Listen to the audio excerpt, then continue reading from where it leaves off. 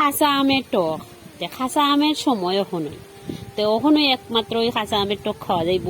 আর কয়েকদিন আম ফাঁকি গেলে তো আর এই আমের সিজন আইতো না, কাঁচা আমও পাওয়া যাইত না। তখন কাঁচা আমের সময় একবার হইলো এই রেসিপিটা তোমরা ট্রাই করে দেখো।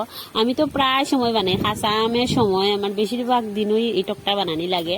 ভাত খাওয়ার লাস্টে এই রেসিপি এই টকটা একটু খাওয়ানো লাগে। ভাত দিয়ে খাও বেতলা খালি খালি খাও, বেতলা তৃপ্তি পাওয়া যায়। আমার বড়মশাইয়ের তো খুব প্রিয় একটা রেসিপি, এটার লেগে আমার প্রায় সময় এই টকটা বানাইতে লাগে। যতদিন কাঁচা আম থাকবো মোটামুটি আমি 2-3 দিন পর পর ওই এই টকটা বানাই আর কি গরম। তা আজকে ভাবলাম তোমার লগে রেসিপিটা শেয়ার করি। আমি যেরকম গরম বানাই সেইভাবেই আমি রেসিপিটা শেয়ার করবো।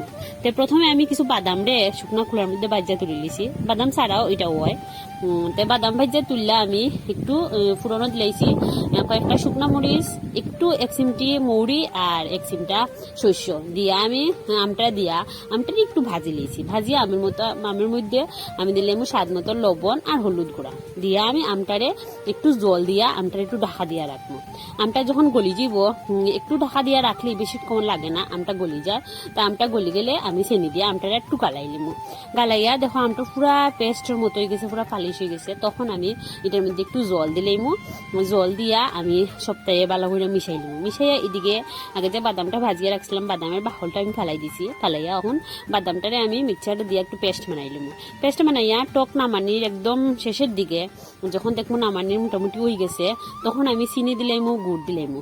দিয়া যখন চিনি গুড় একদম সপ্তাহে মিশিয়ে যাব ভালোভাবে, একদম শেষে আমি বাদাম বাটা দিলাইমু আর একদম লেবু পাতা দিলাইমু। দিয়া বাস আর বেশিক্ষণ জাল দিতাম না, আমি বন্ধ হইলিমু। বাস টকটা আমার রেডি।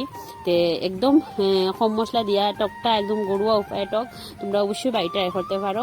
আর যদি বাদামটা হেনা করো তিলও দিতে পারো। আর বাদাম আর তিল ছাড়া নর্মালি লেবু পাতা দিয়া এই টকটা খাইতেও খুব মজা লাগে। আর কিচ্ছু দিতে লাগতো না, যা যা দিছি তা দিয়ে তোমরা ঘরো অবশ্যই ট্রাই করে দেখতে একবার, খুব ভাল লাগে খাইতে। যদি আমার রান্না তোমরা ভাল লাগে তাহলে লাইক করো, কমেন্ট করো আর আমার পেজটা একটু ফলো করে দিও। আর আমার পাশে